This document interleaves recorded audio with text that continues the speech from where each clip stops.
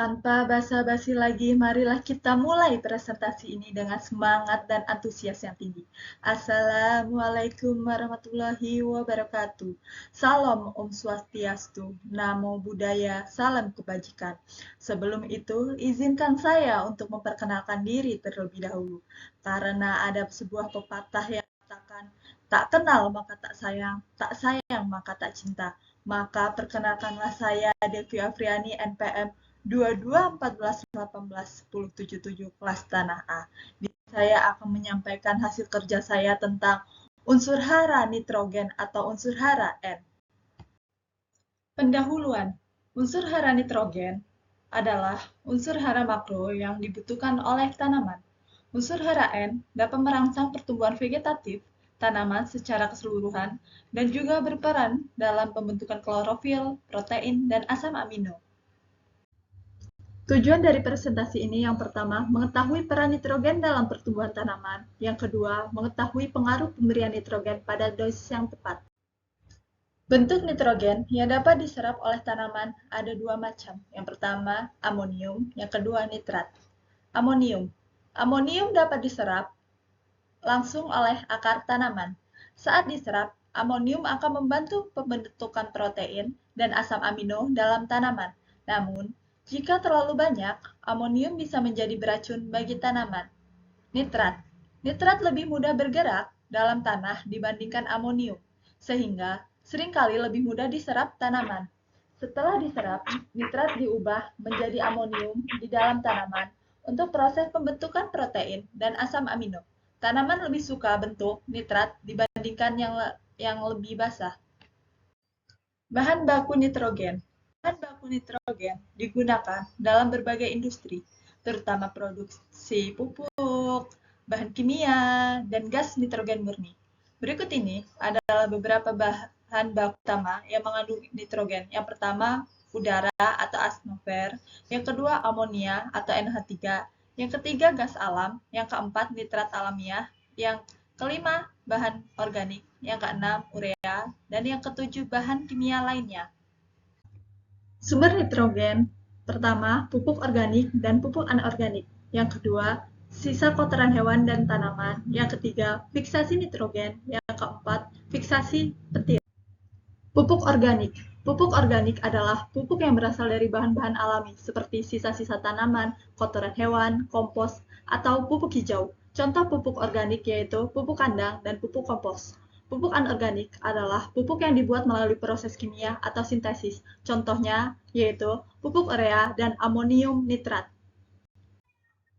Sisa tanaman dan kotoran hewan. Sisa tanaman dan kotoran hewan mengalami proses dekomposisi yang dapat mengubah senyawa organik menjadi senyawa anorganik berupa amonium atau NH4+ yang disebut amonifikasi. Fiksasi petir. Petir memiliki energi listrik yang kuat untuk memecah ikatan antara molekul nitrogen di atmosfer.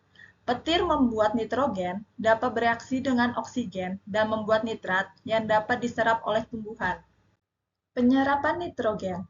Nitrogen dapat diserap oleh tanaman melalui mekanisme sebagai berikut. Yang pertama, difusi. Nitrogen bergerak dari daerah berkonsentrasi tinggi ke daerah berkonsentrasi rendah secara pasif. Yang kedua, aliran massa. Nitrogen terbawa oleh aliran udara menuju akar. Yang ketiga, intersepsi. Akar secara efektif menyerap nitrogen yang terikat pada partikel tanah. Yang keempat, transport aktif. Tanaman menggunakan energi untuk memanaskan ion nitrogen masuk ke dalam sel melawan gradien konsentrasi. Pembuatan pupuk nitrogen. Pupuk nitrogen termasuk pupuk anorganik yang dibuat melalui proses industri. Yang pertama, urea diproduksi dengan merekreasikan amonia dan bahan karbon dioksida. Yang kedua, TSP. Fosfat alam diproses dengan asam sulfat. Yang ketiga, NPK, campuran dari nitrogen, fosfor, dan kalium yang dibuat melalui teknik pencampuran khusus. Teknik pengolahan nitrogen. Strategi efisien untuk pengolahan nitrogen ada 3. Yang pertama, pemupukan berimbang NPK agar serapan optimal. Yang kedua, pemanfaatan tanaman penutup tanah dan rotasi tanaman legum. Yang ketiga, aplikasi teknologi seperti slow release fertilizer dan pupuk cair. Gejala kekurangan nitrogen, pertumbuhan berjalan lambat, tanaman kurus kerdil, daun hijau kekuningan, daun yang sudah tua berwarna hijau muda, kemudian berubah kering dan layu. Buahnya akan kerdil, cepat masak, dan mudah rontok. Gejala kelebihan nitrogen, berwarna hijau gelap dan terjadi sekulen sehingga mudah terserang penyakit dan serangan hama. Tanaman mudah, kualitas buah dan biji akan jelek. Kondisi keracunan ini dapat berkembang menghasilkan jaringan vaskular atau akar yang rusak, sehingga menghambat penyerapan air. Buah dari tanaman buah-buahan biasanya akan terlihat seperti gejala kering kingsut atau tidak normal. Kelebihan N, terutama amonium, dapat menurunkan karbohidrat karena terhambat pertumbuhan. Kita dapat lihat pada gambar tersebut yaitu gambar siklus nitrogen. Dan di sini saya akan menjelaskan siklus nitrogen tersebut. Pada gambar tersebut menjelaskan siklus nitrogen, yaitu proses di mana nitrogen dari atmosfer diubah menjadi bentuk-bentuk yang dapat digunakan oleh organisme hidup dan dikembalikan ke atmosfer. Berikut adalah penjelasan dari alur siklus nitrogen berdasarkan gambar tersebut. Yang pertama, nitrogen di udara Na2. Nitrogen di atmosfer tidak dapat langsung digunakan oleh tumbuhan atau hewan. Oleh karena itu, diperlukan proses pengikatan nitrogen. Yang kedua, fiksasi nitrogen. Bakteri yang hidup di akar tanaman tertentu seperti legum mengikat nitrogen atmosfer dan mengubahnya menjadi amonium atau NH4+ yang bisa digunakan oleh tanaman. Bakteri fiksasi nitrogen juga ada di dalam tanah. Yang ketiga, amonium atau NH4+. Amonium dapat dihasilkan melalui dekomposisi sisa-sisa hewan dan tumbuhan oleh dekomposer seperti jamur dan bakteri aerob atau anaerob.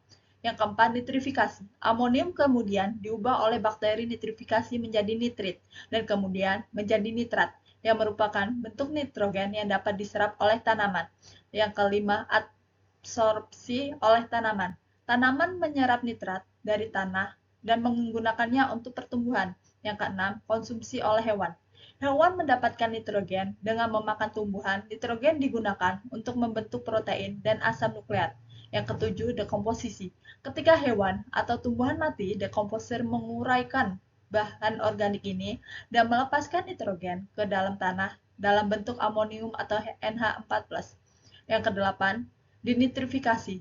Beberapa bakteri melakukan proses dinitrifikasi di mana nitrat diubah menjadi nitrogen gas atau Na2 dapat dilepaskan ke atmosfer melengkapi siklus nitrogen.